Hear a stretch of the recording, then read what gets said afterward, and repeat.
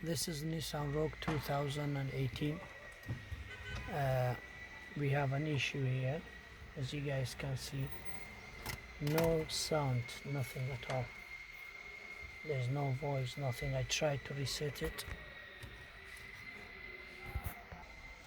I have heard that you have to reset it. You press the button here for like 10 seconds and then it will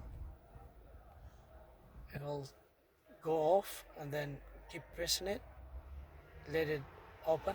If you want to, if you turn this while the vehicle with stereo turns on, it gives you the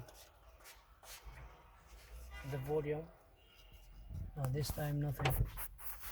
So you see, nothing, no voice, nothing. If somebody knows how to fix it, we will be appreciated. Even the trucks flips, but no voice.